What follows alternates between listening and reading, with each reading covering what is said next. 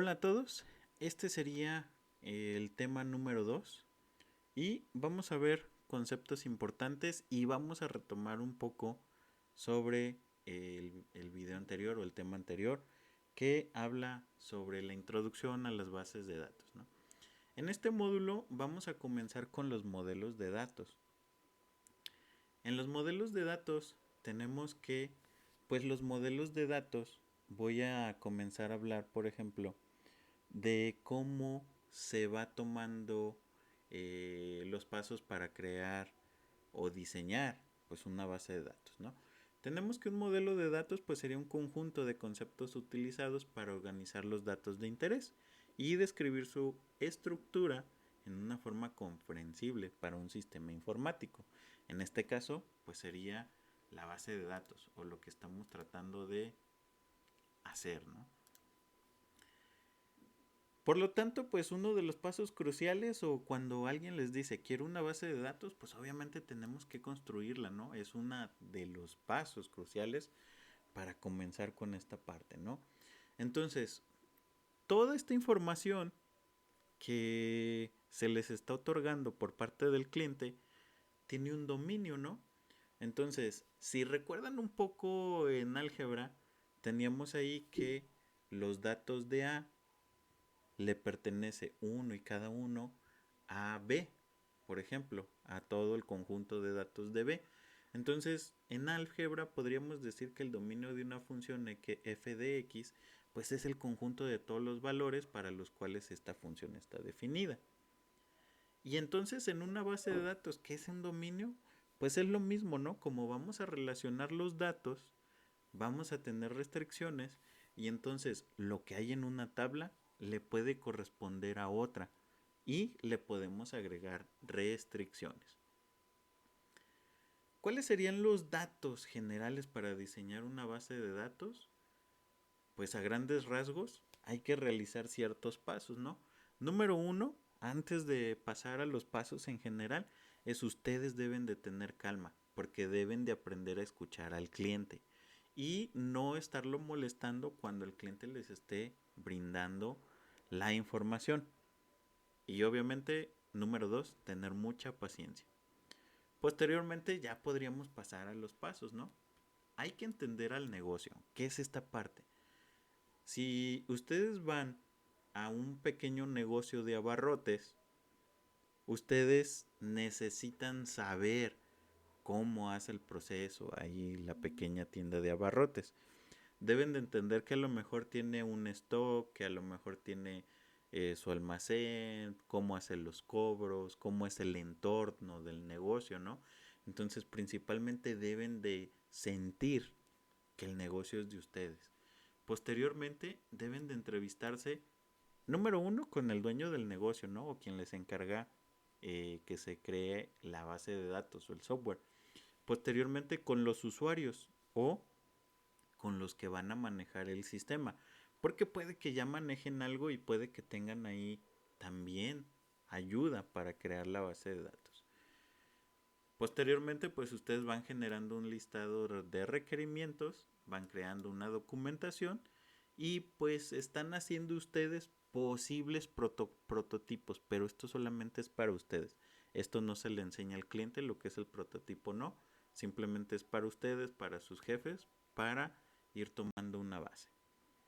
De ahí vamos a ver lo que son los niveles de diseño conceptuales y físicos. Esto es para reforzar lo del video anterior. Entonces, aquí vamos a empezar con el diseño, ¿no? De una base de datos. Y el diseño de base de datos consta de tres fases. El número uno es un modelo conceptual, donde cuando el cliente les está dando la información, ustedes empiezan a conceptualizar las cosas. Entonces, en esta fase, el diseño conceptual les ayuda a describir y pues obviamente a crear un esquema que les va a ir ayudando a, al siguiente paso. Entonces, un modelo conceptual lo que hace es capturar las necesidades funcionales e informativas de un negocio. Se basa en las necesidades actuales, pero puede reflejar las necesidades futuras. aborda las necesidades de un negocio, pero no aborda su implantación, y sería el resultado de determinar el proceso de un modelado de datos. Un modelo conceptual lo que hace es identificar entidades, relaciones, pero no especifica atributos o identificadores únicos. Más adelante vamos a tratar esto, ¿no? Entonces, un modelo conceptual es importante para un negocio. ¿Por qué? Porque describe exactamente las necesidades de información del negocio, facilita la explicación, evita errores y malentendidos, formula documentación importante, forma una base sólida, documenta los procesos y tiene en cuenta ciertas normativas. ¿Cuál sería un modelo conceptual? Un modelo conceptual sería este, ¿sí? Donde, por ejemplo, el cliente les está diciendo, oye, quiero una base de datos para una librería. Entonces ya ustedes empiezan a imaginar, ¿no? Una librería, pues obviamente su principal parte son los libros. Estos libros tienen páginas, al libro se le va a otorgar un código, el libro tiene un título, perdón, tiene su ISBN, su editorial, y entonces ya empiezan a decir, ok, el libro lo escribe un autor. El autor que tiene, pues también le voy a dar un código y voy a guardar el nombre del autor.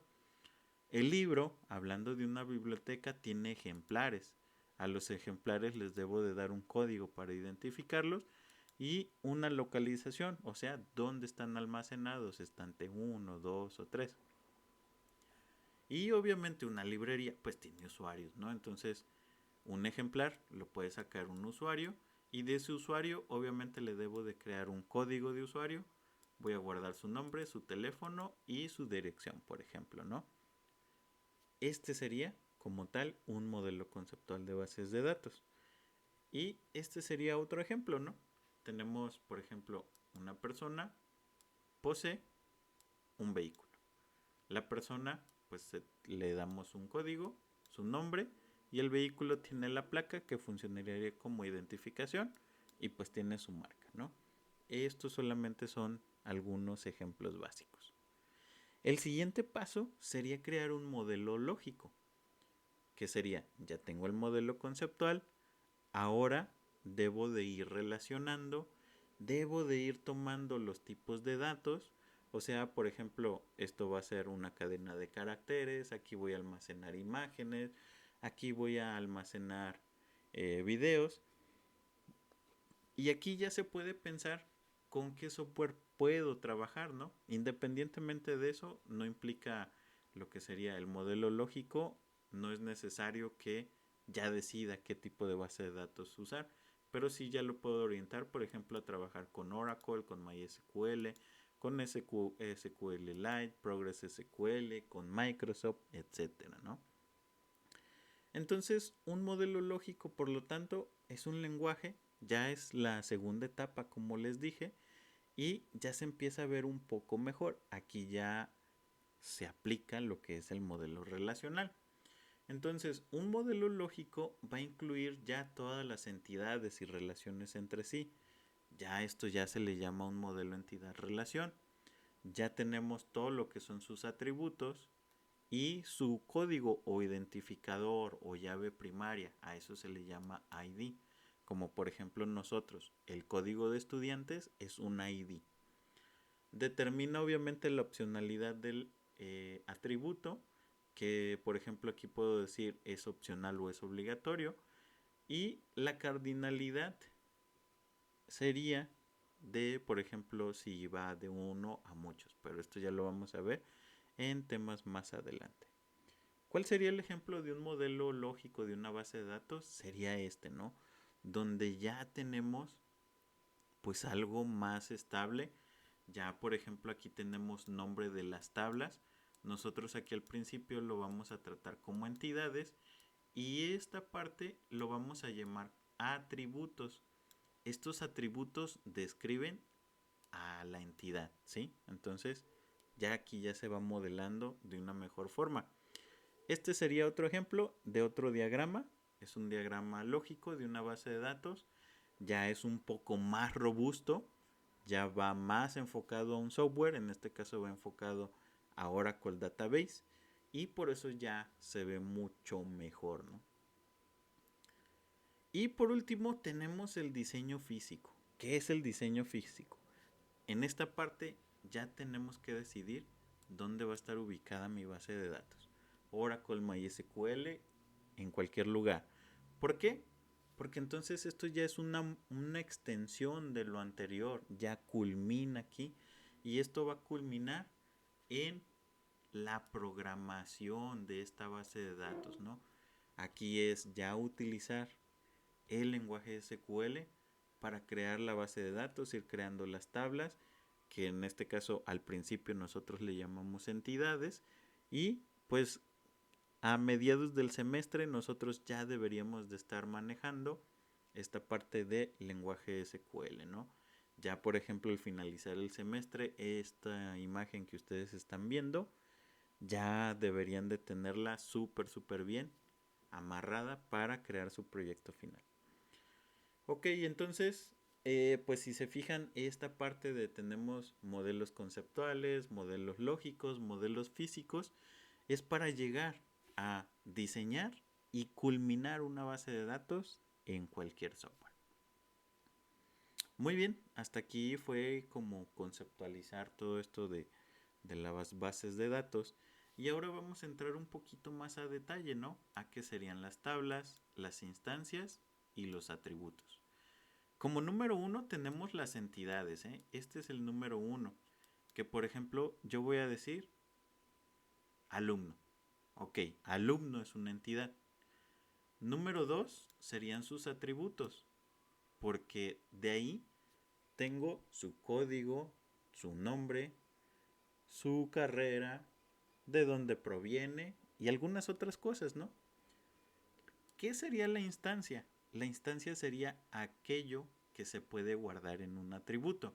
O sea, imagínense, por ejemplo, que están en Excel y entonces ustedes van a ver nombre. Ah, ok, ya le ponen aquí. Javier, Andrés Manuel, Roberto, Susana. Entonces, esto que ustedes están apilando hacia abajo son instancias, ¿va? Continuando, pues el objetivo de las entidades, como les mencionaba, pues es de ir identificando objetos, ¿no? En este caso, por ejemplo, tengo alumnos, profesores, cursos, aulas, niveles. Voy guardando ya cada uno de estos datos. Entonces, el objetivo de los atributos, pues es, digamos, tomar en cuenta algo que se pueda describir, ¿no? Algo que yo pueda sacar, digamos, bueno, más bien, de una entidad. Los atributos es algo que puede describir a esa entidad, ¿no? Hablando de un restaurante, decimos que, pues tiene, por ejemplo, un pedido, etcétera, ¿no? Y pues puedo relacionarlo con otras entidades que puede ser la de clientes, puede ser la de facturación, etcétera, ¿no? Pero poco a poco vamos a ir viendo cada una de estas partes. Ahora, la parte del identificador único. ¿Qué es eso del identificador único?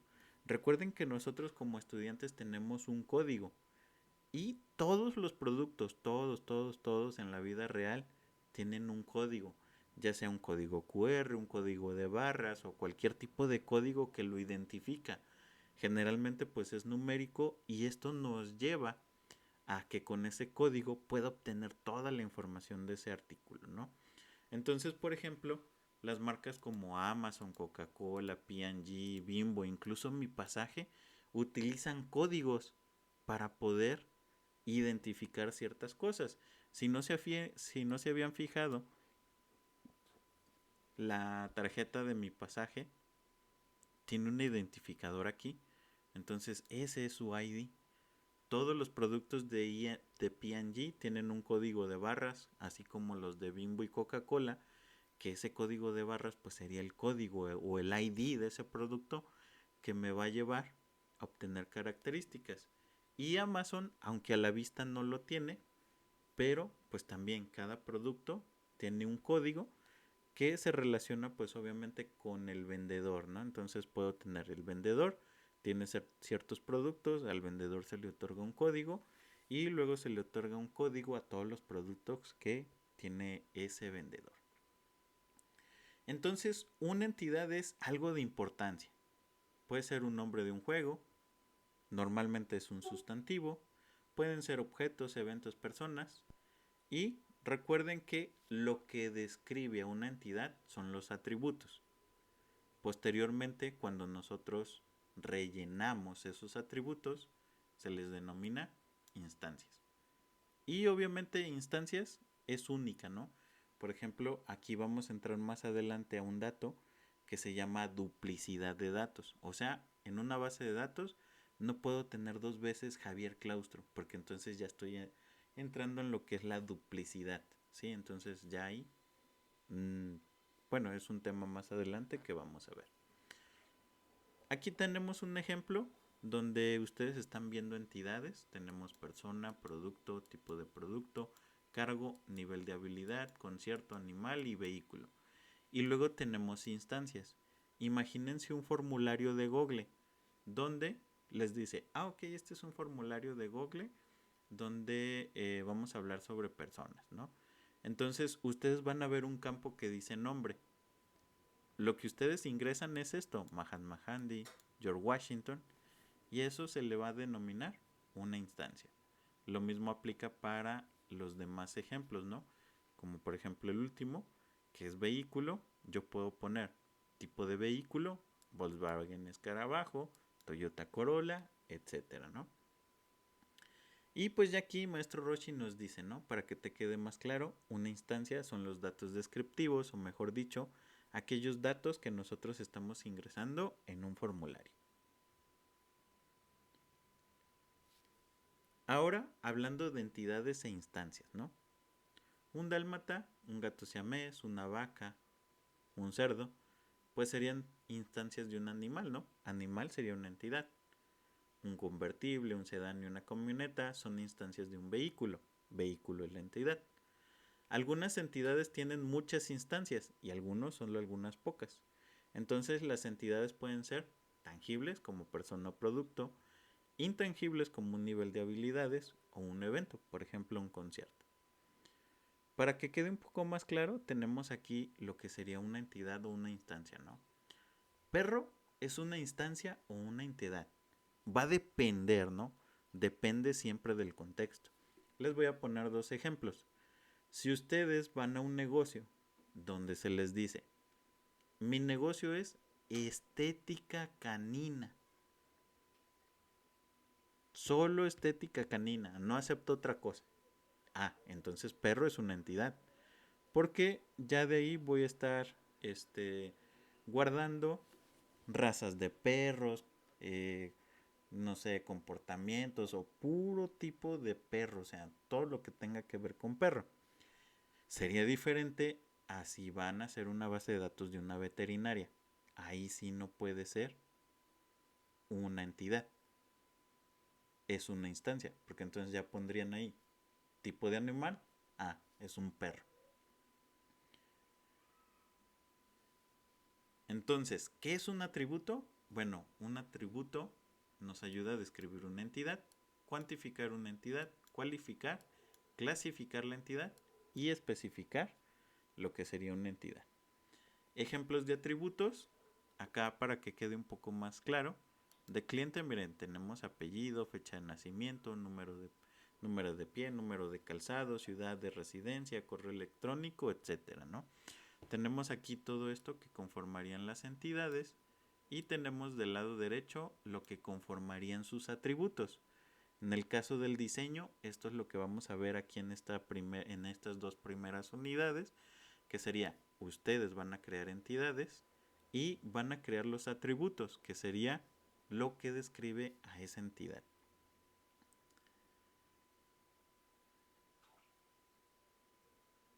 Y, por ejemplo, se dice, ¿cuál es el tipo de dato de cada atributo del cliente?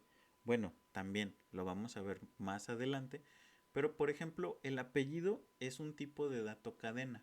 ¿Por qué es un tipo de dato cadena? Porque estamos añadiendo texto, ¿sí? Por eso es un tipo de dato cadena. Continuando, pues tenemos que algunos atributos, como por ejemplo edad, tienen valores que cambian constantemente. Aquí un error sería preguntarle al usuario edad, porque eso lo convierte en un dato volátil. Porque, por ejemplo, hoy yo puedo poner, tengo 22 años, pero mi cumpleaños mañana. Entonces, yo en mi sistema voy a tener que ustedes tienen una edad, pero si consulto ese dato 2 o 3 días después, ustedes siguen teniendo la misma edad, pero en la vida real ya no. Entonces, eso se convierte en un dato volátil. Lo que tenemos que hacer es convertir ese dato en no volátil. ¿Cómo? Solicitando al usuario su fecha de nacimiento. El sistema se encarga ya de hacer la conversión y de mostrarnos, este usuario tiene, por ejemplo, 22 años, ¿no? Entonces siempre hay que tratar de evitar ese tipo de errores donde no se pide edad, sino fecha de nacimiento. Y pues, por ejemplo, hablamos de que los atributos hay algunos que son obligatorios o hay algunos que son opcionales. En este caso se le podrían llamar nulos. Si retomamos el ejemplo de un formulario de Google, ustedes ven en un formulario de Google un asterisco, ¿sí? Ese asterisco quiere decir que ese dato es obligatorio.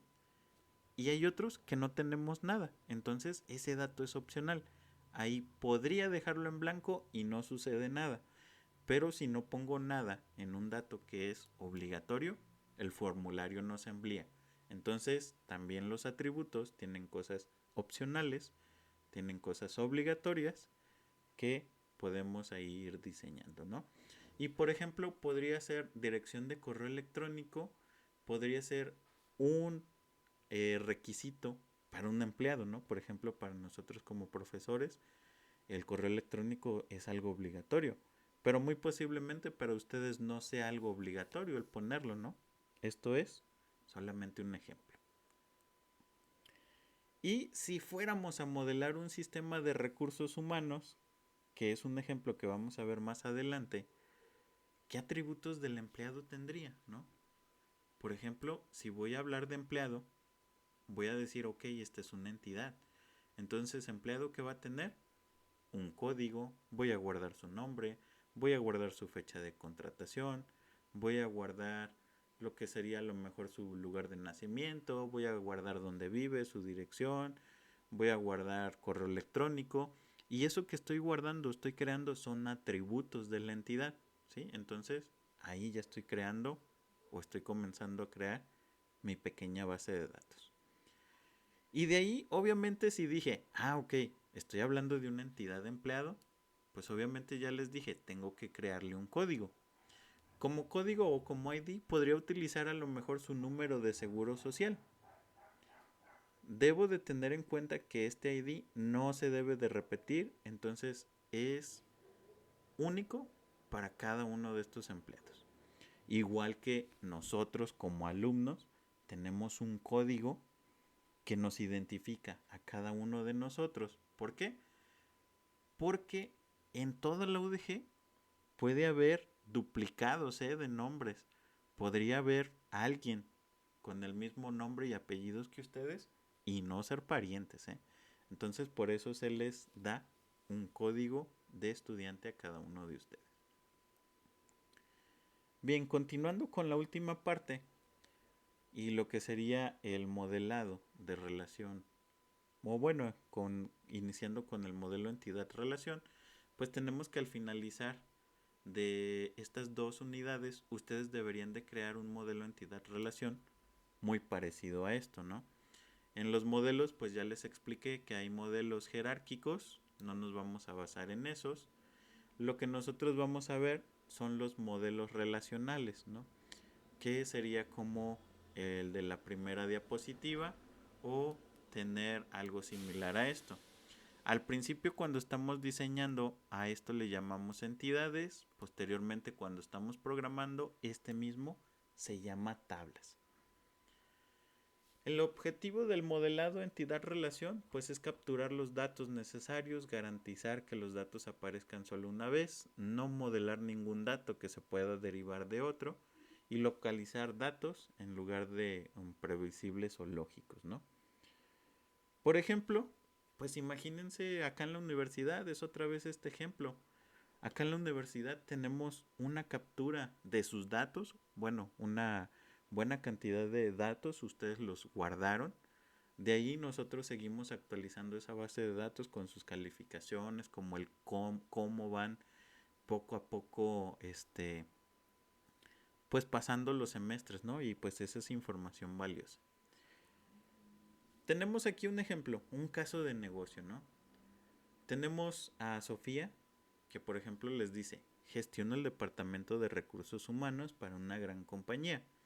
Necesito almacenar datos sobre cada uno de los empleados. Ok, entonces ya aquí su mente debe de comenzar a pensar, ¿no? Empleados es una entidad. Y luego me dice, necesito realizar un seguimiento del nombre, apellido, cargo o posición, ¿no? Cargo o posición, fecha de contratación y salario de cada empleado. Esos son atributos, ya me está ayudando, son atributos del empleado. También necesito realizar un seguimiento de su posible. Posible quiere decir que es opcional porque no todos van a tener comisión. Y a cada empleado se le asigna un número de empleado único, o sea, su ID. Nuestra compañía está dividida en departamentos. Esta es otra entidad. Cada empleado rinde cuentas a un departamento, por ejemplo, contabilidad, ventas, desarrollo. Entonces aquí voy a intuir que esto es una instancia, por lo tanto un atributo es el nombre. Necesitamos conocer el responsable del departamento de cada empleado, la ubicación del departamento. Cada departamento, perdón, tiene un número único. Algunos de los empleados son jefes y necesitamos conocer al jefe de cada empleado y todos estos empleados. Entonces, ustedes ya escucharon a Sofía, ya en este caso pues ya la leyeron. Deben de recapacitar, utilizar ahí, pensarlo bien y llegar a esto.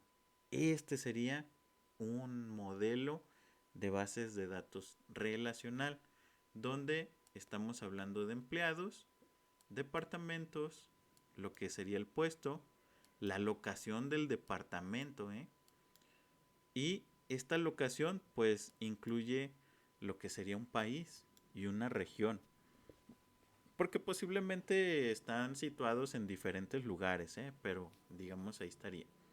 Y si ahorita están viendo esto y dicen, oh, está un poco difícil, no se preocupen.